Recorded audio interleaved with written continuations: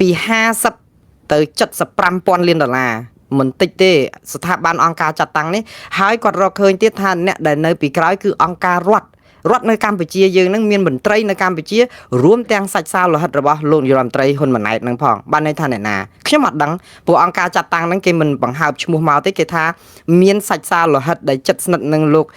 ហ៊ុនម៉ាណែតបានន័យថាក្រុមគ្រួសារតកូលហ៊ុនហ្នឹងគឺចូលដៃនៅក្នុងការដែលធ្វើឲ្យបទអក្រិតនេះគឺមានកក្រើកនៅផ្ទៃស្រុកខ្មែរប៉ុន្តែរឿងដែលសំខាន់ដែលខ្ញុំចង់និយាយថារឿងដែលអត់ត្រូវនិយាយហ្នឹងគឺរឿងអីរបាយការណ៍ស្រាវជ្រាវរបស់សាកលវិទ្យាល័យ Harvard University សាកលវិទ្យាល័យ Harvard នៅសហរដ្ឋអាមេរិកនេះដែលមានអ្នកស្រាវជ្រាវដែលបានកញ្ចប់ថវិកាពីរដ្ឋាភិបាលអាមេរិកគេចុះទៅស្រាវជ្រាវនៅស្រុកខ្មែរយើងអំពីគេហៅអង្គការចាត់តាំងដែលមានបកនឹងរដ្ឋនៅពីក្រោយកាងដើម្បីឲ្យអាសម្បុកអង្គការចាត់តាំងដែលជាអក្រិតជនមួយដ៏ធំមហិមានៅលើពិភពលោកបងប្អូននៅតំបន់អនុតំបន់ទន្លេមេគង្គហ្នឹងគឺយើងហ្នឹងគឺស្ដេចត្រាញ់ជាស្ដេចកាងនៅក្នុងហ្នឹងគឺកាងក្រុមអក្រិតជនតែម្ដងហើយគឺផ្អើលពិភពលោកហើយគេថាអញ្ចឹងទៀតណាអ្នកដែលស្រាវជ្រាវហ្នឹងគឺលោកឈ្មោះ Jacob Sims សុំទោះ Jacob Sims គាត់មានរៀងយ៉ាងស្ដៅណាស់ចេះច្រឡំមកទៅ Slim ដូចថា Swell គាត់ Swell មែនហើយ Jacob Sims ហ្នឹងគឺគាត់ជាអ្នកសរសេររបាយការណ៍73ទំព័របងប្អូនខ្ញុំនឹងដាក់ឥឡូវនេះខ្ញុំដាក់អត់ទាន់ទេព្រោះផ្សាយផ្ទាល់អញ្ចឹងម្នាក់ឯងចុចអត់ទាន់ទេប៉ុន្តែនៅពេលដែលខ្ញុំផ្សាយឡើងវិញខ្ញុំនឹងដាក់ address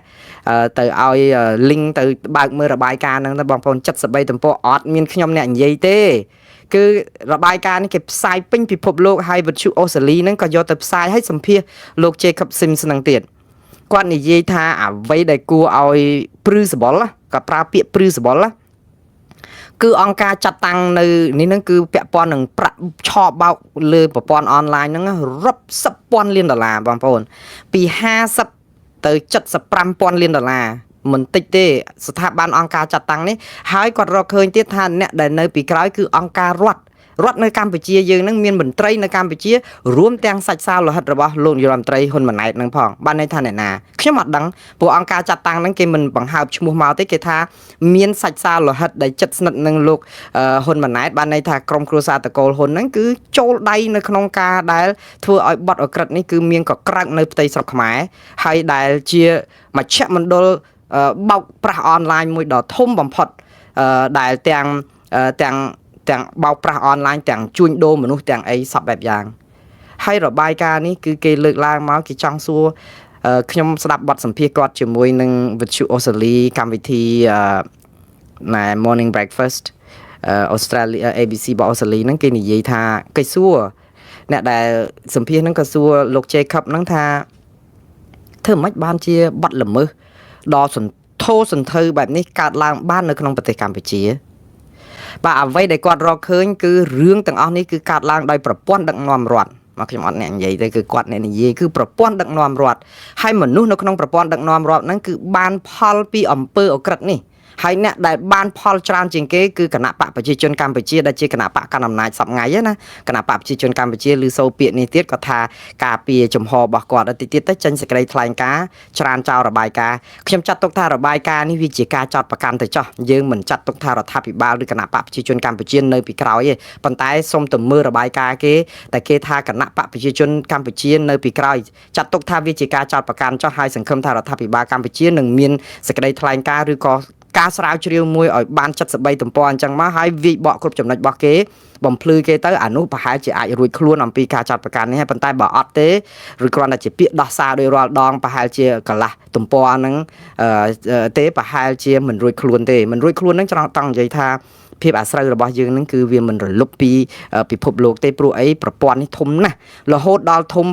លោកជេខុបប្រើពាក្យមួយថាវាធំសម្បើមពេកដែលវាពិបាកធ្វើបែក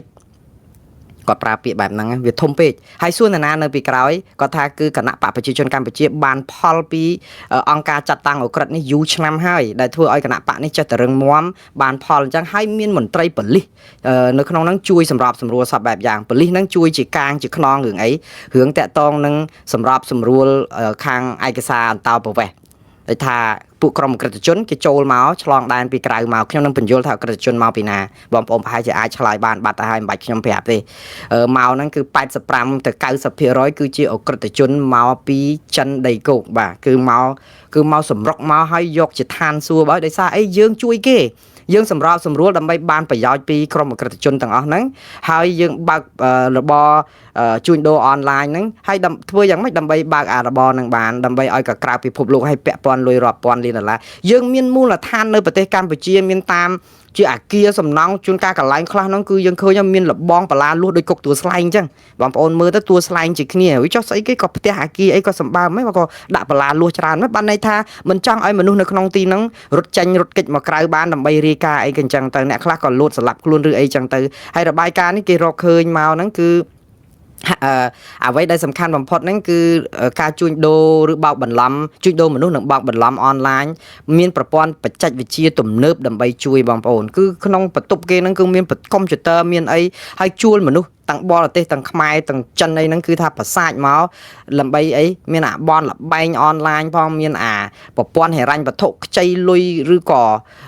ស្អីគេលាងលុយហ្នឹងគឺថាវាវល់គ្រប់ហេដ្ឋារចនាសម្ព័ន្ធតែម្ដងណាបងប្អូនហើយនៅក្នុងហ្នឹងទៀតគឺ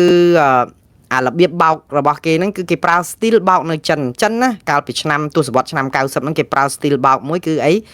លួងរបៀបស្នេហាបងប្អូនដឹងហើយគេលួងរបៀបស្នេហាស្រឡាញ់គ្នាអីយូតាក់ចុះតាក់ឡើងហ្នឹងគឺចាប់ផ្ដើមដោះអាវដោះខោយូហ្នឹងអាទ្រព្យសម្បត្តិហ្នឹងអស់ដោយសារតែបញ្ហាហ្នឹងអាហ្នឹងរឿងមួយបែបទៅគឺជាល្បិចបោកផ្ញើរូបស្រីស្អាតមកអីចឹងទៅយើងនឹងជ្រួលជ្រើមតាមអារូបស្រីស្អាតហ្នឹងផងឆ្លើយចុះឆ្លើយឡើងទៅហើយបាទហ្នឹងក៏បោកមិនមែនតែបោកទេជនជាតិអូស្ត្រាលីក៏ខ្លាចជាជនរងគ្រោះអាមេរិកក៏ជាជនរងគ្រោះទូទាំងពិភពលោកព្រោះលុយរាប់ពាន់រាប់សិបពាន់លានដុល្លារដែលចាញ់បោកនៅក្នុងអាគម្រោងបោកតាមអនឡាញនេះបងប្អូនហើយមានអា crypto scam នោះទៀតគឺបោកបន្លំតាមអាប្រាក់របៀប electronic crypto អាមិនគេនោះខ្ញុំមិនសូវប្រកែរឿងហ្នឹងប៉ុន្តែបងប្អូនអ្នកលេង crypto ទិញអាស្អី crypto ហ្នឹងប្រហែលដឹងហើយចាញ់បោកគេនោះហើយយើងដឹងអានេះគ្រាន់តែជារបៀបត្រួសនៅក្នុងការរកស៊ីហើយមូលដ្ឋាននៅប្រទេសកម្ពុជាកាងបានដោយសារក្រមហើយដោយសារតែមានសាច់សាលោហិតរបស់ថ្នាក់ដឹកនាំជាន់ខ្ពស់នៅប្រទេសកម្ពុជាដែលជានៅពីក្រោយខ្ញុំមែនតើទៅគេមិនបង្ហាញឈ្មោះថាអ្នកណាដែលនៅពីក្រោយនឹងដែលជាសាច់ញាតិរបស់លោកនាយរដ្ឋមន្ត្រីហ៊ុនម៉ាណែតឬក៏លោកហ៊ុនសែននឹងទេគ្រាន់តែថាបងប្អូនប្រហែលជានៅចាំដែរកាលពីថ្មីនេះគឺរដ្ឋាភិបាលជាតិសហរដ្ឋអាមេរិកបានបង្កក់ឬក៏ថាបិទតែម្ដងគឺហាមប្រព័ន្ធហិរញ្ញវត្ថុមួយរបស់ក្រុមហ៊ុនមួយគេហៅ Huiwan Pay បាទដែលជាក្រុមហ៊ុនធំបើកនៅកណ្ដាលទីក្រុងកណ្ដាលទីក្រុងភ្នំពេញហើយជាកម្មសិទ្ធិជាមានតែមេរបស់គេហ្នឹងគឺលោកហ៊ុនតូដែលជាក្មួយរបស់លោកហ៊ុនសែនណាដូច្នេះរឿងនេះគឺគេបានធ្វើអញ្ចឹងម្ដងគេអាមេរិកគឺហាមផ្ដាច់បាត់ទៅហើយដោយសារតែគេរកឃើញហើយខ្ញុំជឿថាអាការដែលហាមលោកហ៊ុនតូនេះណាក៏អាចដោយសារតែរបាយការណ៍ស្រាវជ្រាវរបស់លោក Jacob Sims ហ្នឹងឯងដែលគាត់ថាពីមុនហ្នឹងគេមិនទាន់ចេញផ្សាយជាផ្លូវការប្រហែលជាខាងរដ្ឋាភិបាលជាតិអាមេរិកហ្នឹងគេក៏ស្រង់របាយការណ៍ហ្នឹងយកជាភស្តុតាងដើម្បីបិទបង្កក់លោកហ៊ុនតូនិងក្រុមហ៊ុននឹងចឹងទៅមិនឲ្យរស់ស៊ីនៅក្នុងប្រព័ន្ធហិរញ្ញវត្ថុអាមេរិកបងប្អូនសាកគិតទៅមើលថាតើជាតិសាសន៍របស់យើងមានមុខអាប់អោនប៉ុណ្ណានៅពេលដែលប្រព័ន្ធហិរញ្ញវត្ថុសហរដ្ឋអាមេរិកទាំងមូលគេអត់ឲ្យយើងរស់ស៊ីនៅក្នុងប្រព័ន្ធគេដោយសារតែយើងបោកយើងអក្រិតយើងកក្រិចយើងស្មោកគ្រោកអញ្ចឹងហើយដល់អញ្ចឹងទៅអារូបភាពរបស់យើងគេចាប់ផ្ដើមមើលទៅស្រុកខ្មែរគេថាបើសិនជាមិនពាក់ព័ន្ធនឹងក្រុមគ្រួសារតកូលហ៊ុនឬក៏អ្នកកាន់អំណាចគណៈបកប្រជាជនកម្ពុជាឬអង្គការចាត់តាំងរបស់រដ្ឋប្រហែលជាមិនសូវអីហ្មងទេប៉ុន្តែគេអត់ឆ្ងល់ទេនៅពេលដែលប្រទេសមួយដែលដឹកនាំរដ្ឋរបៀបផ្ដាច់ការឬរបៀបដូចថាឯកបៈឬក៏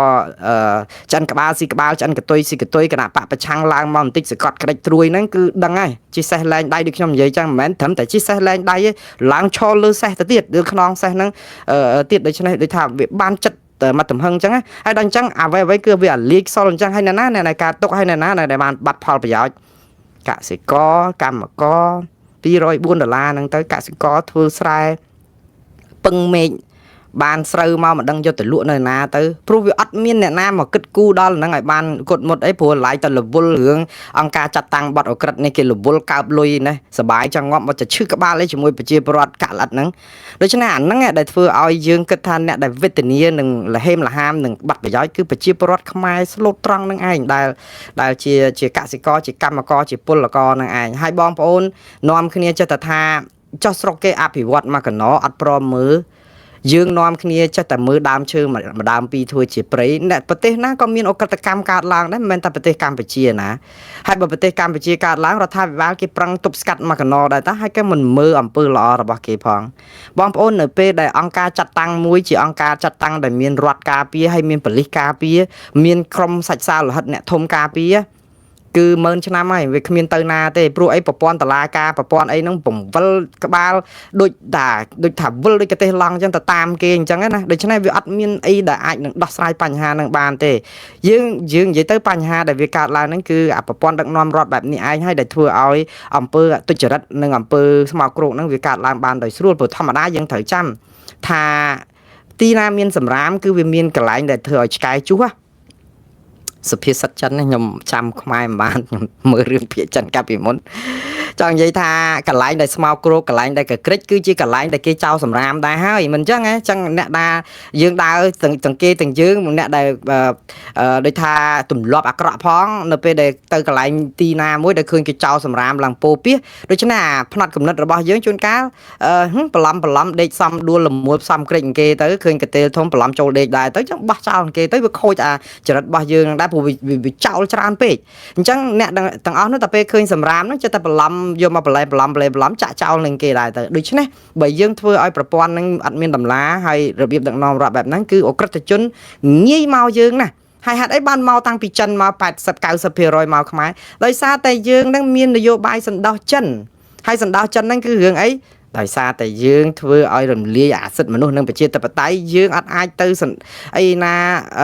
រ៉ូស៊ីជាមួយអឺរ៉ុបរមួយអីបានមកគេដាក់តន្តកម្មយើងហ្នឹងគេដាក់ទណ្ឌកម្មយើងចឹងត្រូវរត់រចិនដល់ពេលរត់រចិនក្រុមអក្រិតជនចិនបានដៃបដ ாய் ដោយសារអីគេដឹងថារដ្ឋាភិបាលខ្មែរអត់មានពឹងអីបានទៀតទេណែឯងពឹងអាមេរិកក៏តែមិនបានណែឯងពឹងអឺរ៉ុបក៏មិនបានអញ្ចឹងពឹងចិនអញ្ចឹងអត់មានអីត្រូវតតាំងគឺថាជាឱកាសនៅក្នុងការជួញដូរឬប្រព្រឹត្តអំពើពុករលួយបានមកតំហឹងហើយដោយសារតែអត់មានគណៈបកប្រឆាំងទៀតណាគឺតែតម្រង់គឺទៅប្រព័ន្ធហេដ្ឋារចនាសម្ព័ន្ធទាំងអស់ហ្នឹងគឺវាទៅជាចំណុចសូន្យណាហើយបងប្អូននិយាយថាចុះគណៈបកប្រឆាំងនឹងបានប្រយោជន៍អីបានតែមកស្រែកថាមិនដែលឃើញជួយធ្វើអីផងឥឡូវបងប្អូនជួយធ្វើទៅនៅស្រុកខ្មែរហ្នឹងជួយទៅឃើញទេបងប្អូនហើយអើអាជ័យធ្លាក់ទឹកដល់ពេលហើយអង្គុយជូតទឹកភ្នែកទាំងអស់គ្នាបានផលទៅបងប្អូនបានផលទៅឥឡូវจะពាក់លុយធនាគារគេរំសួតណាអាខាងអុកញ៉ាបោកមកអុកញ៉ាអញ្ចឹងទៅខាងបោកតាមជំនាញការប្រាក់ហ្នឹងគឺថាកប់ពពករលោកលើកពីនេះដាក់នោះហើយវេទនាណាបងប្អូនឲ្យខ្ញុំមួយថ្ងៃទទួលសារហ្នឹងគឺថាវេទនាហើយវេទនាបំផុតគឺនិយាយអត់បានទៀតនេះអាវេទនាគេរំលោភមិនសូវថាវាថាគេរំលោភវាឈឺចាប់សំខាន់គឺគេខ្ទប់មាត់មិនឲ្យយើងស្រែករយុត្តិធម៌ទៀតនេះវាឈឺចាប់ប៉ុណ្ណាទៀតបងប្អូនគិតមើលឥឡូវយើងមើលរឿងដែលកើតឡើងគឺវាកើតឡើងមកហើយយើងមើលថាគេដាក់ទណ្ឌកម្មថាបិទក្រុមហ៊ុនរបស់លោកហ៊ុនតូបងប្អូនមានចាំឯ7ខែមុនកាលពីខែកញ្ញាឆ្នាំ2024ណាថ្ងៃ30កញ្ញាអាមេរិករដ្ឋាភិបាលគេក៏គេដាក់ទណ្ឌកម្មអុកញ៉ាលីយ៉ុងផាត់ទៀតណោះហើយលោកអុកញ៉ាលីយ៉ុងផាត់ហ្នឹងគឺជាថង់លុយរបស់គណៈបកប្រជាជនកម្ពុជាដែរគឺថាកើបលុយនៅក្នុងស្រុកខ្មែរហ្នឹងដីគ្រប់កន្លែងអីអញ្ចឹងទៅហើយជាប្រធានសមាគមអុកញ៉ាកម្ពុជាទៀតហើយត្រូវជាប់នៅក្នុងបញ្ជីខ្មៅរបស់សហរដ្ឋអាមេរិកតទៅនៅក្នុងការលាងលុយខ្វះការប្រព្រឹត្តអំពើជួញដូរអនឡាញជួញដូរមនុស្សហើយក្រុមហ៊ុនគាត់6 7គេដាក់ទណ្ឌកម្មបង្កក់ទ្របបង្កក់សម្បត្តិឲ្យមិនឲ្យរស់ស៊ីជាមួយស្រុកអាមេរិកបងប្អូនមើលនរណាចំណេញឥឡូវបងប្អូនសាកគិតមើលនរណាចំណេញក្រុមគ្រួសារអ្នកទាំងអស់នេះណាអត់មានខាតអីមួយរៀលទេគឺគ្រាន់ខាតចំណេញទេបងប្អូនឥឡូវឧទាហរណ៍តលោកហ៊ុនតូបើកក្រុមហ៊ុនមួយឆ្នាំគាត់បានថា$100 លានចុះថាចំណេញបាន$100 លានពីអង្គការអក្រិតជនខ្ញុំនិយាយតិចចុះព្រោះគេសើ1000 លានណានៅពេលដែលគេអត់ឲ្យរស់ស៊ីតាមប្រព័ន្ធហិរញ្ញវត្ថុអាមេរិកអីអញ្ចឹងដូច្នេះគាត់អាចនៅសល់ត្រឹម30 លានអញ្ចឹងឧទាហរណ៍20 លានអីអញ្ចឹងវាអត់មានខាតទេវាគ្រាន់ខាតចំណេញប៉ុន្តែឲ្យឡុងចង់ហ្មងអត់មានអាហ្នឹងវាអញ្ចឹងខាតចំណេញតែបងប្អូនយើងដែលជារាជក្រីក្រវិញគឺស្លាប់តែម្ដងអត់មានទេគឺយើងដាច់ភឹងហ្មងដាច់ខ្យល់ហ្មង ព្រោះយើងអត់ដែលបានចំណេញស្អីផងហ្នឹងយើងមានតែយើងតែខាតតែរហូតណាអានេះហើយដែលធ្វើឲ្យប្រព័ន្ធសពបែបយ៉ាងហ្នឹងគឺយើងខ្សោះហើយដល់ពេលហើយសហគមន៍អន្តរជាតិគេមើលមកយើងមកគឺយើងនឹងអាក្រក់ហួសហេតុពេកហើយយើងនឹងមកអួតក្អេងក្អាងប្រាប់គេថាយើងល្អណាស់ប្រព័ន្ធយើងចេះប្រព័ន្ធយើងយ៉ាងម៉េចទៅអួតគេយ៉ាងម៉េចឥឡូវខ្ញុំនិយាយពីដំណោះស្រាយម្ដងថាខ្ញុំនឹងនិយាយតែបញ្ហាតែអត់ព្រមរកដំណោះស្រាយអីសោះតាមពិតណាដំណោះស្រាយគឺយើងងាយបំផុតបងប្អូនគឺនៅលើគោកដំណោះស្រាយប៉ុន្តែយើងអត់មានឆន្ទៈនយោបាយនៅក្នុងការដោះស្រាយឬគល់នៃបញ្ហាហេតុអីបានជាមានអំពើអកតកម្មនិងការជួញដូរនិងការបោកបញ្ឆោតអនឡាញយ៉ាងកក្រឹកកក្រែងបងប្អូនសាកគិតមើលវាមកពីរឿងអីដើមខ្សែបងប្អូនរឿងស្អីក៏ដោយបងប្អូនត្រូវពិនិត្យមើលដើមខ្សែខ្ញុំឲ្យឧទាហរណ៍ខ្លីមួយខ្ញុំរៀនឧទាហរណ៍នេះគឺដោយសារតែខ្ញុំចូលធ្វើការនៅសាលាក្រុងឡុងបិចមានពេលមួយនោះគេមានសិក្ខាសាលាមួយគឺរកវិធីដោះស្រាយបញ្ហាជនអនាថាតើគេដោះស្រាយយ៉ាងម៉េចដើម្បីលែងឲ្យមានជនអនាថាដោះស្រាយបញ្ហាហ្នឹងឲ្យបានអញ្ចឹងគេត្រូវរកឫសគល់នៃបញ្ហាគេរកឃើញថាបញ្ហាជនអនាថាគឺដូចយើងគេហៅថាមនុស្សលងទឹកអញ្ចឹងណាមនុស្សលងទឹកគឺបានន័យថាម៉េចគឺយើងដែលជាសាលាក្រុងហ្នឹងគឺឬក៏ដែលថាចង់ជួយសង្គ្រោះហ្នឹងគឺយើងនៅខ្សែទឹកខាងក្រៅមែនទេទឹកហូរពីលើមកហ្នឹងគឺឃើញមនុស្សលងចង់ចាញ់ទូកទៅបោះពងទៅយកមកសង្គ្រោះស្រង់បានម្នាក់ស្រង់បានពីរនាក់ដូចអ្នកស្រង់ទឹកនៅជ្រោយចង្វាអញ្ចឹងមានចេញទូកនេសាទអីអញ្ចឹងទៅមើលនរណាលោតពីស្ពានជ្រោយចង្វាមកស្រង់ទៅហ្នឹងខ្សែទឹកខាងក្រៅមកនេះអូខេអញ្ចឹងចេះតែស្រង់ទៅមនុស្សស្លាប់លោតលងទឹករាល់ថ្ងៃហើយយើងនឹងនាំគ្នាចិត្តតែប្រឹងធនធាននឹងទៅស្រង់យ៉ាងម៉េចក៏តែមិនអស់ក៏ប៉ុន្តែនៅពេលដែលពួកគាត់ចាប់ផ្ដើមផ្លាស់ការគិតទៅមើលលើខ្សែទឹកខាងលើហេតុអីបានជាមនុស្សធ្លាក់ហើយលងទឹកដល់ទៅមើលបានឃើញថាស្ពាននៅខាងលើនឹងវាបាក់ហើយមនុស្សត្រូវការឆ្លងមានខ្សែពួរខ្សែអីហើយវាអត់ជាប់អត់អីស្រួលបួលជួនកាលមានកូនស្ពីងសពងអីផងទៅវាល្អិលជើងធ្លាក់មកលងទឹកខាងក្រោមស្រង់ដល់តែពេលខ្សែទឹកខាងលើនៅខាងលើមានស្ពានបាក់អញ្ចឹងស្រាប់តែគេថាដើម្បីដោះស្រាយកុំឲ្យយើងហត់នឹងស្រង់មនុស្សនៅខាងផ្ទៃទឹកខាងក្រោមដែលហូរខាងក្រោមនេះគឺយើងសង់ស្ពានខាងនោះឲ្យល្អមើលគឺយើងឈប់ឲ្យមានបាក់មានល្អិលមានអីអញ្ចឹងទៀតណាភ្ជាប់ស្ពានខាងលើមនុស្សចាប់ផ្ដើមលែងឆ្លងទឹកប្របាគឺលែងធ្លាក់លងទឹកនឹងទៀតហើយលើកឡើងតែមានករណីអ្នកណាចង់លោតស្លាប់ខ្លួនមួយពីរប៉ុន្តែខ្ញុំចង់និយាយថាអ្វីគឺចេញពីដើមខ្សែបងប្អូនហើយដើមខ្សែហ្នឹងគឺរឿងអីប្រទេសកម្ពុជាត្រូវទទួលស្គាល់ការពិតមួយឫសគល់នៃបញ្ហាគឺប្រព័ន្ធដឹកនាំរដ្ឋហើយប្រព័ន្ធដឹកនាំរដ្ឋដែលពិបាកដែលខ្វះតម្លាដែលខ្វះអភិបាលកិច្ចល្អដែលមានអំពើពុករលួយដែលមានបពុនិយមដែលមានអីគឺដោយសារតែយើងរំលាយឫសគល់នៃប្រជាធិបតេយ្យនិងសិទ្ធិមនុស្សបងប្អូនហើយត្រូវទទួលស្គាល់ការពិតកុំនិយាយថាអានេះគឺជាទ្រឹស្ដីរវើរវាយអីសោះបងប្អូនត្រូវចាំថាប្រព័ន្ធដឹកនាំរដ្ឋណាតែមានបកតែមួយគឺយើងជិះសេះលែងដៃហើយបងប្អូននឹងសួរខ្ញុំថាអើយចុះនិយាយរឿងអាប្រព័ន្ធដឹកនាំរដ្ឋតែមួយចុះមានមើលវៀតណាមហ៎គេដែលមានបក2 3ពីអង្កលគេមានតែបកកុម្មុយនីសវៀតណាមគេមកអាយុមកហើយក៏គេមិនអីចុះមើលចិនមើលគេធ្វើតែអញ្ចឹងខ្ញុំឆ្ងល់ដែរបងប្អូនមួយចំនួនហេតុអីបងប្អូនក៏ពាក់ពហិយដោយអាសេះដែលពាក់មើលឃើញតែមកចន្លោះឲ្យតែយកឧទាហរណ៍មកបញ្យលគឺទៅនិយាយតែពីរឿងអាប្រទេសកុម្មុយនីសហ្នឹងអត់ទៅមើលប្រទេសគេសេរីប្រទេសប្រជាធិបតេយ្យអីសោះហេតុអីបានជានាំគ្នាទៅមើលតែរឿងប្រទេសកុម្មុយនីសទៅយកគំរូអីពីកុម្មុយនីសគំរូកុម្មុយនីសខ្ញុំថាបើយកក៏ល្អដែរគេធ្វើបានល្អតាយើងមើលអំពើពុករលួយនៅវៀតណាមមើលស្អីស្ត្រីម្នាក់ដែលរ៉ូស៊ីបោកបញ្ឆោតក្នុងប្រព័ន្ធហិរញ្ញវត្ថុវៀតណាមបោកប្រព័ន្ធធនាគារឲ្យលុយខ្ចីអីបោកប្រាស់ប្រជាពលរដ្ឋមានអំពើពុករលួយគេកាត់ទោសប្រហារជីវិតអីណានោះផងមិនអញ្ចឹងប្រព័ន្ធគេសំបីតែអ្នកមានដែលជួបខ្សែប្រប៉ិនមេឃផងគឺគេអាសាច់ចោលប៉ុន្តែមកយើងមើលយើងដែលអាសាច់អីអាវិធីសាស្ត្រអីដោះក្អែលខ្លួនឯងសាច់ជាចោលអត់មានសាច់ណាជាទេយកពីតិចយកមកបិទនៅចកាយកមកចកាយកមកបិទថ្ងាសហ្នឹងសាច់ហ្នឹងនៅតែពេញមុខដដែលហើយជាមហារាជហ្នឹងវាអត់មានទៅណាសោះមានក៏វត្តបានទេនៅហ្នឹងទាំងអស់ដោយសារអីដោយសារប្រព័ន្ធដឹកនាំរដ្ឋយើងបំផ្លាញសិទ្ធិមនុស្សនិងប្រជាធិបតេយ្យនៅពេលដែលបំផ្លាញសិទ្ធិមនុស្សនិងប្រជាធិបតេយ្យយើងដឹងមិនទេ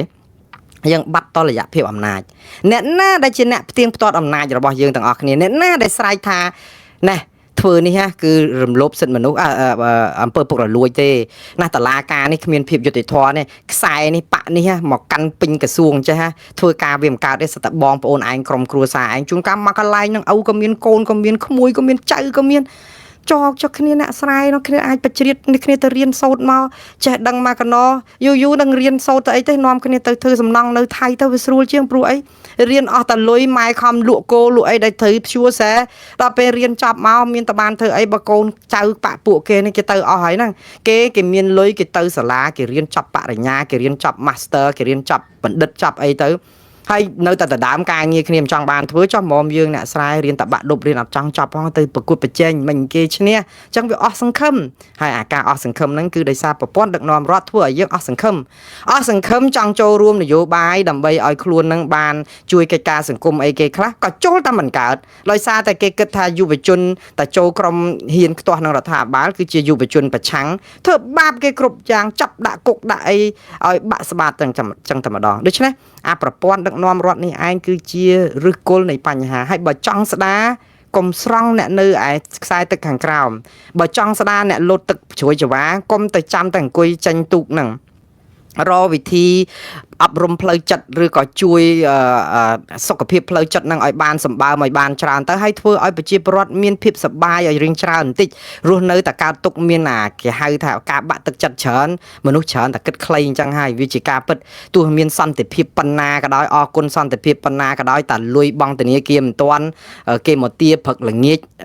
ចៃពីនេះដោះទៅនោះអីយូរស្លាប់ខ្លួនហើយមនុស្សយើងគិតខ្លីដោយសារអីវាអត់មានផ្លូវរត់រួចវាមានតែរឿងផ្លូវគិតខ្លីអញ្ចឹងណាវាអសូរដែរបងប្អូនបើលឺសារនេះឲ្យបងប្អូនកុំគិតខ្លីអីបើយើងរស់នៅមានជីវិតទៀត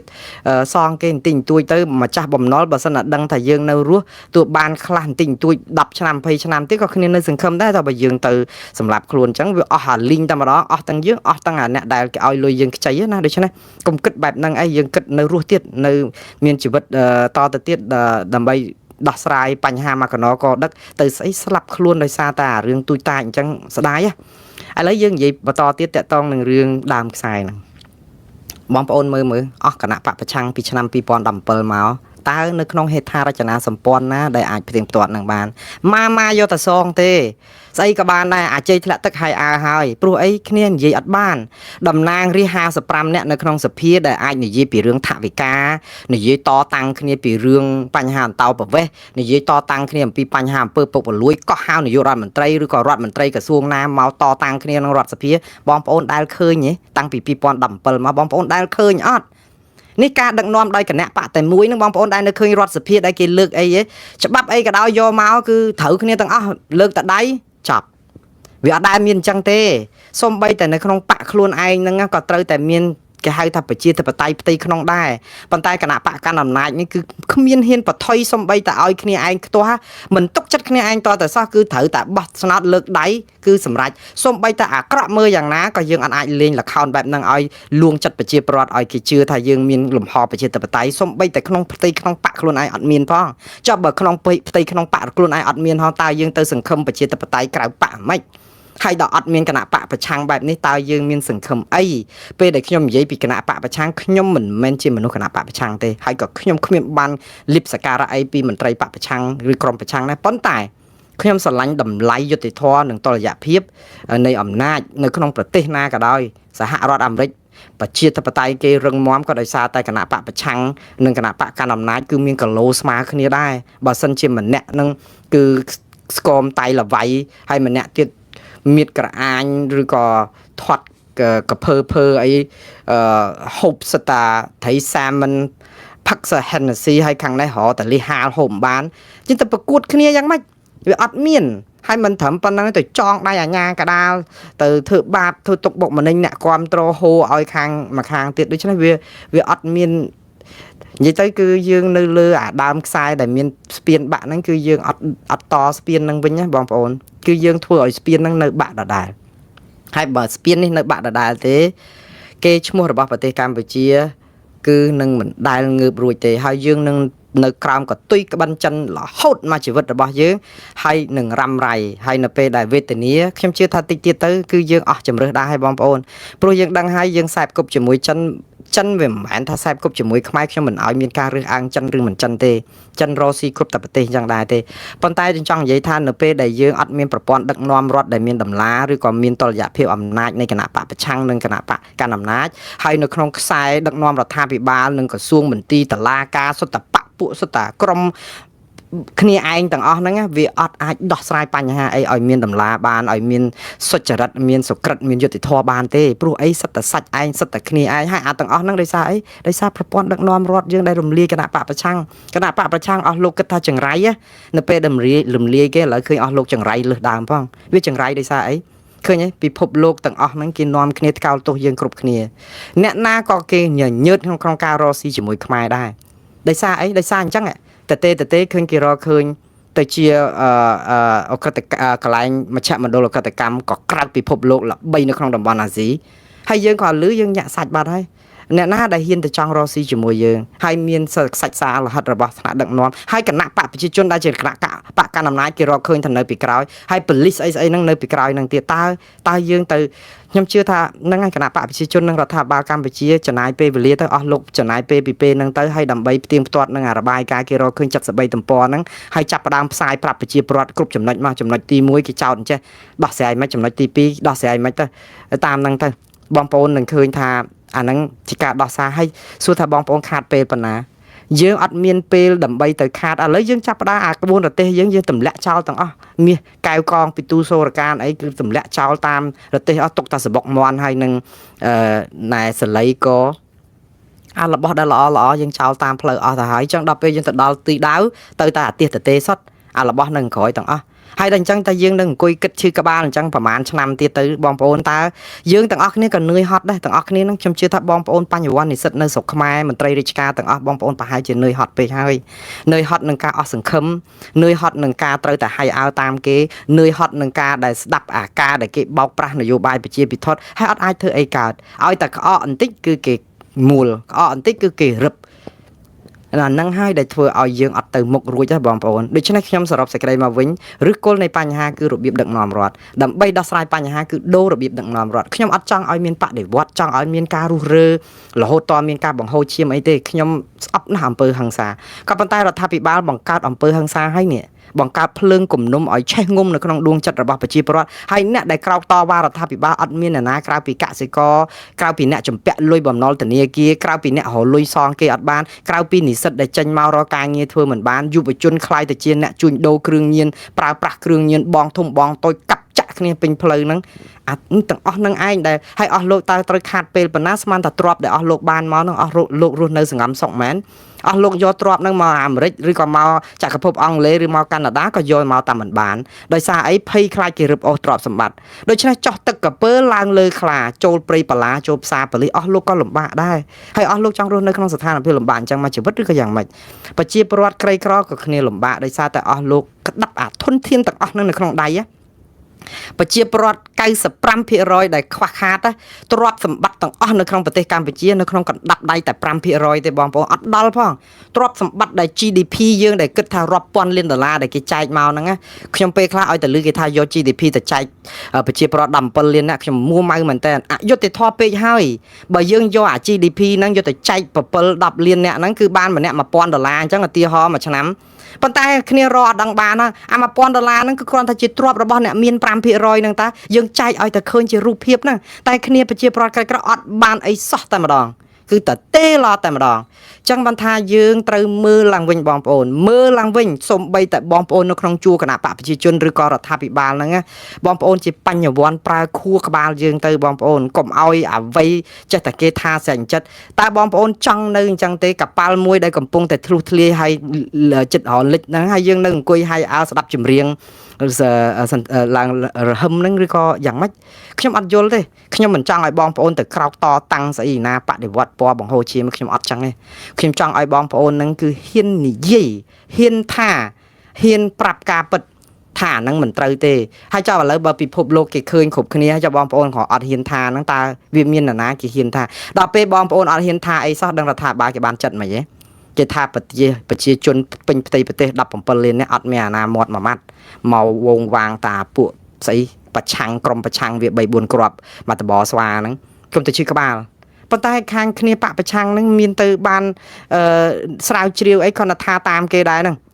ណាអារបាយការណ៍ហ្នឹងសុទ្ធតែស្ថាប័នឯករាជ្យទាំងអស់ហើយមើលបើអស់លោកអត់យកមកធ្វើតាមតើយើងយ៉ាងម៉េច បាទឥឡូវខ្ញុំមែនតើទៅខ្ញុំស្រក់ទឹកភ្នែកឲ្យតែរឿងដែលគេនិយាយពីគេអាស្រូវរបស់កម្ពុជាយើងខ្ញុំស្រក់ទឹកភ្នែកដោយសារអីបងប្អូន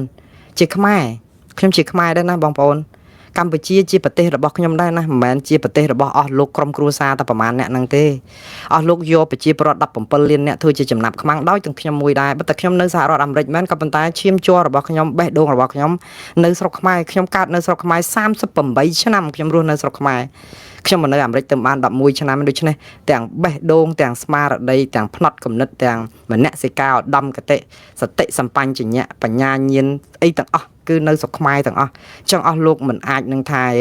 ស្រុកខ្មែរគេស្រឡាញ់ដែរគេខំប្រឹងការពារថែរក្សាប៉ុណ្ណឹងឯងមិនអីបងប្អូនរឿងដែលរបាយការណ៍មិញដែលលោក Jacob Sims រកឃើញអំពីបទអក្រិតនៅក្នុងប្រទេសកម្ពុជាលោកអាសូរលោកប្រើពាក្យអញ្ចេះសោកស្ដាយមែនតើដែលប្រទេសកម្ពុជាថ្នាក់ដឹកនាំរបស់ប្រទេសកម្ពុជាសពថ្ងៃនឹងឯងដែលមានគុណូបការៈគុណបំណាច់នៅក្នុងការស្ដារប្រទេសកម្ពុជាពីបាតដៃទទេពីរបបសង្គ្រាមរ៉ាំរ៉ៃអសន្តិសុខភ្នក់ភ្លើងសង្គ្រាមនាំប្រទេសនេះឲ្យមកក្នុងស្ថានភាពដូចបច្ចុប្បន្នដែលពួកគាត់ឲ្យនាំគ្នាអរគុណសន្តិភាពអ្នកដែលស្រាវជ្រាវនេះក៏បានទទួលស្គាល់ការពិតថាកម្ពុជាសប្តាហ៍នេះមានស្ថិរភាពល្មមដែលថាដោយសារតែគុណបំណាច់មន្ត្រីអតីតកម្មាភិបាលខ្មែរក្រហមឬក៏អ្នកចូលរួមនៅក្នុងការធ្វើឲ្យកម្ពុជាមានដល់ថ្ងៃនេះដើម្បីឲ្យមានសុវត្ថិភាពត្រឹមថ្ងៃនេះដែរប៉ុន្តែលោកថាគួរឲ្យអកុសលនិងសោកស្ដាយបំផុតដែលអ្នកទាំងអស់នោះដែលខំប្រឹងរៀបចំប្រទេសមួយដើម្បីឲ្យមានសុខសន្តិភាពឬក៏ថាមានសុវត្ថិភាពមានស្ថិរភាពមកដល់ពេលនេះតែជាអ្នកបំផ្លាញវាទៅវិញណាបំផ្លាញដោយសារអីដោយសារតែរៀបចំអង្គការចាត់តាំងដែលមានរដ្ឋនៅពីក្រោយមានគណៈបកកណ្ដាលអំណាចនៅពីក្រោយហើយមានកូនចៅបងប្អូនសាច់សាលោហិតអីអញ្ចឹងនាំគ្នាលួចជាតិបំផ្លាញជាតិបែបនេះធ្វើឲ្យជាតិនេះរីងរៃគាត់និយាយថាមិនចាំបាច់មើលអីទេកណ្ដាលក្រុងភ្នំពេញមានកន្លែងខ្លះក៏លុកចង្ហុកពេញទឹកពេញដីប៉ុន្តែ Rolls Royce អាឡានតម្លៃសិតតែលានដុល្លារបើរនៅទីក្រុងភ្នំពេញច្រើនជាងទីក្រុងណាទាំងអស់នៅលើពិភពលោកព្រោះឡានថ្លៃបែបនេះមាននៅក្នុងទីក្រុងខ្មែរច្រើនជាងនៅក្នុងទីក្រុងណាទាំងអស់បងប្អូនខ្ញុំស្ដាប់ទៅបងប្អូនប្រហែលជាអ្នកមានមួយចំនួនគេថាឃើញនៅខ្មែរយើងអស់ចាអញ្ចឹងយើងមានឡានថ្លៃអញ្ចឹងប៉ុន្តែបើខ្ញុំស្ដាប់មកវិញគឺថោកមែនតើយើងថោកនឹងដោយសារអីគឺយើងមានតម្លៃនៅក្នុងពេលដែលប្រជាពលរដ្ឋក្រីក្រខ្វះខាតលហេមលហាមយើងមកមានតាម5%ហ្នឹងយើងជិះឡានយើងរៀបចំអាពាហ៍ពិពាហ៍លានដុល្លារឬសែនដុល្លារក្នុងអាពាហ៍ពិពាហ៍មួយទិញផ្កាវល់ម៉ឺនខ្ញុំមិនទៅឈឺក្បាលអស់លោកធ្វើអីធ្វើទៅប៉ុន្តែអ្វីដែលអស់លោកធ្វើនេះគេបង្ហាញអង្គឃើញអំពីការលួចជាតិគេថាបងប្អូនមួយចំនួនរស់ស៊ីសុចរិតទៅហើយប៉ុន្តែបើយើងរស់ស៊ីសុចរិតមែនណាយើងនឹងខ្មាស់អៀនយើងមិនហ៊ានធ្វើអញ្ចឹងទេដោយសារយើងនឹកឃើញអាណិតប្រជាពលរដ្ឋខ្វះខាតគ្នាខ្វះខាតច្រើនណាស់យើងហេតុអីបានខ្ជះខ្ជាយថវិកាឬក៏ធ្វើឲ្យវាមានគម្លាតគ្នារវាងអ្នកក្រនិងអ្នកមាននឹងអីក៏ឆ្ងាយមកម្លេះបានន័យថាយើងទៅអួតតែអ្នកមានយើងភ្លេចគិតពីអ្នកក្រដែលគ្នាកំពុងតែរើសកំប៉ុងរើសដបទឹកសុទ្ធនៅកន្លែងរោងការរបស់យើងដែលយើងចំណាយផ្ការាប់សែនដុល្លារដែលសម្រាប់ការមួយអញ្ចឹងហើយឡានរាប់លានដុល្លារឬក៏សែនដុល្លារតែនៅក្នុងប្រជាពលរដ្ឋរត់តែលុយបង់ឲ្យអង្គការអត់បានណាអានេះដែលគេបញ្យល់ថាយើងធ្វើឲ្យប្រទេសមួយនេះคล้ายទៅជាឋាននរកនៅក្នុងឋានសួគ៌បងប្អូនទាំងអស់គ្នាអ្នកដែលអរគុណសន្តិភាពគេហៅថាជាឋានសួគ៌ជាបេះដូងជាអីប៉ុន្តែគេហៅថាឋាននរកនៅក្នុងឋានសួគ៌គឺរស់ពិបាកជាងស្លាប់អញ្ចឹងសរុបសេចក្តីមកគឺនេះគឺជារបាយការណ៍គេទេបងប្អូនទៅដោះស្រាយខ្លួនឯងទៅហើយពន្យល់ទៅហើយខ្ញុំចង់និយាយថាប្រជាពលរដ្ឋខ្មែរហត់នឿយពេកហើយគឺ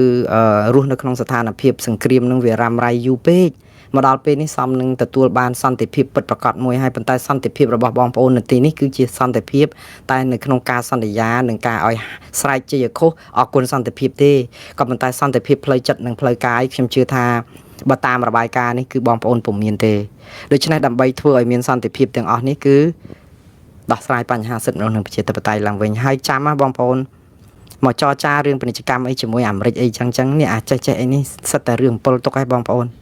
យើងកុំសង្ឃឹមថាអាមេរិកនៅពេលស្ថាប័ន Harvard University គេខំប្រឹងរកឃើញរបាយការណ៍អំពីអកតកម្មពាណិជ្ជកម្មអីនៅក្នុងប្រទេសកម្ពុជាមានការលាងលុយលាងអីនៅកខ្វក់ប្រព័ន្ធហិរញ្ញវត្ថុយើងគេដាក់ទណ្ឌកម្មតើគេទៅហ៊ានរកស៊ីអីជាមួយយើងដូច្នេះទៅចរចាឲ្យគេបញ្ចុះពន្ធបញ្ចុះអីហ្នឹងគឺថាវាពិបាកសង្ឃឹមមែនតើបងប្អូនយើងអត់បានត្រៀមខ្លួនហើយខ្ញុំមិនដឹងថាអស់លោកត្រូវការពេលប្រមាណទៀតដើម្បីត្រៀមខ្លួនរបាយការណ៍គេចេញរាល់ឆ្នាំហើយអស់លោកចំណាយពេលតែ ជួលមន្ត្រីជួលអង្គការជួលក្រុមហ៊ុនទៅទី1គឺទាត់ចោលរបាយការណ៍គេទី2ដោះសារទី3គឺជួលក្រុម lobby ហ្នឹងទៅ lobby មន្ត្រីអាមេរិកមន្ត្រីអីចឹងទៅកុំឲ្យដាក់ទណ្ឌកម្មកម្ពុជាប៉ុន្តែអត់ស្ដារទេគឺបានន័យថាជួយឲ្យគេកុំឲ្យរករឿងយើងតែប៉ុណ្្នឹងទៅតែអត់ស្ដារទេអាហ្នឹងយើងខាតប្រមាណតង់ទៀតបងប្អូនប្រមាណជាន់ទៀតដូច្នេះវាអកុសលអញ្ចឹងបាទបងប្អូនរឿងនេះបើនិយាយទៅក៏មកយប់ទៅភ្លឺក៏និយាយតែមិនអស់ដែរគ្រាន់តែថាខ្ញុំសូមបញ្ចប់រឿងទី3ត្រឹមប៉ុណ្្នឹងចោះបងប្អូនជិត2ម៉ោងទៅហើយពី3រឿងហើយឥឡូវនៅសល់2រឿងទៀតអត់មិនវិញលើបងប្អូនអ្នកណាដែលនៅស៊ូបានសូមអញ្ជើញនៅបន្តទៀតបងប្អូនដែលមិនទាន់ស៊ូបានឬក៏មានភារកិច្ចអីរវល់មមាញឹកត្រូវបំពេញការងារទទួលទានអីសូមអញ្ជើញតាមការគួរខ្ញុំគ្មានទោសមនិញទោមនាស់ទេហើយអរគុណបងប្អូនដែលបានត្រង់ត្រាប់ស្ដាប់តាំងតែពីរឿងទី1ទី2ទី3ឥឡូវនេះចូលដល់រឿងទី4ហើយនឹងបិទរឿងទី5ចុងក្រោយបាទរឿងទី4នេះគឺតាក់ទងនឹងបុករត់បុករះបើកបរក្នុងពេលស្រវឹងមន្ត្រីពាក់ឯកសន្តានប្រព្រឹត្តអំពើល្មើសដែលមិនខ្ពើមនឹងអំពើថោកទាបហ្នឹងហើយយើងនៅតែប្រព្រឹត្តបានជារៀងដរាបកម្ពុជាអត់បានផ្លាស់ប្ដូរអីទាល់តែសោះយើងឃើញបញ្ហាបែបនេះកើតឡើង10ឆ្នាំមុន20ឆ្នាំមុនឥឡូវហ្នឹងក៏នៅតែកើតឡើងវាអត់មានអីប្រែប្រួលហើយយើងសួរទៀតថាស្អីជាឫសគល់នៃបញ្ហាខ្ញុំមែនតើខ្ញុំអត់ចង់និយាយបញ្ហាទៀតទេបងប្អូនខ្ញុំធ្វើការនៅវិទ្យុអាស៊ីសេរី6ឆ្នាំណាបញ្ហាហ្នឹងគឺថាបើនិយាយទៅគឺថាវាអស់សាច់ខ្ញុំសុំទោសខ្ញុំប្រើពាក្យអក្សរោះទៀតហើយវាមិនដឹងថាយកពាក្យអីទៅបញ្យល់បងប្អូនឲ្យយល់អស់សាច់ហ្នឹងគឺបានន័យថាវាអត់មានសាច់កន្លែងណាដែលត្រូវរិះគន់បានទៀតណាវាជួនកាលអ្នករិះគន់ហ្នឹងក៏នឿយណាយធុញទ្រាន់ដែរបងប្អូនធុញទ្រាន់ណាស់ព្រោះអីការរិះគន់ការដែលលើកឡើងពីបញ្ហាគឺចង់ឲ្យមានដំណោះស្រាយដើម្បីចំណេញខ្មែរប៉ុន្តែដោយសារថ្នាក់ដឹកនាំធ្វើប្រងើយកន្តើយហើយដោះសារជាជាងដោះស្រាយការពៀជាជាងនិយាយការពិតគឺធ្វើឲ្យអ្នកដែលផ្សាយព័ត៌មាននឹងពេលខ្លះក៏នឿយណាយប៉ុន្តែអាមនសិការនឹងក៏នៅតែដាស់មកទៀតថាកុំអាលនឿយណាយបងប្អូនខ្មែរអត់ទាន់បានទទួលបានសេចក្តីសុខយុត្តិធម៌សង្គមទេកុំអាលបោះបង់ចោលពួកគាត់អីយើងនៅតែខ្លាចជាសម្លេងសម្រាប់អ្នកដែលគ្មានសម្លេងអានេះកុំមានមនសិការហ្នឹងឯងកុំឲ្យរត់ចោលណាបងប្អូនដោយសារអីវានឿយណាយពេកយើងដឹងហើយថាដូចលោក Albert Einstein គាត់និយាយចឹងថានៅពេលដែលយើងធ្វើអីមួយដដែលហើយយើងរំពឹងថាបានលទ្ធផលថ្មីនោះគឺជាអំពើឈួតលីលាពេលខ្លះខ្ញុំគិតថាខ្ញុំឈួតលីលាតែបងប្អូនកាលធ្វើការនៅវិទ្យុអាស៊ីសេរីហ្នឹងគឺជាអំពើឈួតលីលារបស់ខ្ញុំដែរដោយសារអីដឹងថាលោកហ៊ុនសែនគាត់ធ្វើមិនត្រូវយើងនិយាយតែពីរឿងធ្វើមិនត្រូវដឹងថាគណៈបកប្រជាជនបំផ្លាញសិទ្ធិមនុស្សនិងប្រជាធិបតេយ្យយើងនិយាយតែពីរឿងគណៈបកប្រជាជនបំផ្លាញសិទ្ធិមនុស្សប្រជាធិបតេយ្យដឹងថាក្រុមគ្រួសារគេលើកដំកើងគ្នាបកពួកពុកលលួយយើងនិយាយតែពីរឿងពុកលលួយថ្ងៃណាក៏និយាយរឿងហ្នឹងថ្ងៃណាក៏និយាយរឿងហ្នឹង6ឆ្នាំគឺខ្ញុំនិយាយតែរឿងហ្នឹងតែជាលទ្ធផលអត់មានបានកែអីសោះស្ថានភាពកាន់តែលំបាកជាងមុនទៅទៀតបងប្អូនគិតថាតើបងប្អូននឿយណាយនៅពេលដែលយើងធ្វើអីរាប់ឆ្នាំហើយយើងអត់បានលទ្ធផលយើងនឿយណាយដែរបងប្អូនមិនអញ្ចឹងទេប៉ុន្តែដូចខ្ញុំជម្រាបអញ្ចឹងភាពឈួតលីលារបស់ខ្ញុំក្នុងពេលដែលខ្ញុំធ្វើការឲ្យវិទ្យុអាស៊ីសេរីហើយនឹងភាពឈួតលីលារបស់ខ្ញុំនៅពេលដែលខ្ញុំចាប់ផ្ដើមធ្វើព័ត៌មានខ្លួនឯងនេះគឺដោយសារតែខ្ញុំស្រឡាញ់ខ្មែរកុំអីខ្ញុំមិនឈួតអញ្ចឹងទេខ្ញុំឈួតលីលានេះដោយសារតែខ្ញុំគិតថាខ្មែរអត់ទាន់មានអំពើយុត្តិធម៌ខ្មែរអត់ទាន់មានសិទ្ធិមនុស្សនិងប្រជាធិបតេយ្យខ្មែរត្រូវបានគេយកជាចំណាប់ខ្មាំងអីចឹងណាកុំអីខ្ញុំអត់ឈួតលីលាទេការងារខ្ញុំមានរបរខ្ញុំខ្ញុំធ្វើអីក៏រស់ដែរនៅស្រុកនេះខ្ញុំរត់តាឡានតាក់ស៊ីក៏ខ្ញុំរស់ដោយសមាអាជីវអូធូអត់មានប្របាក់អីសោះ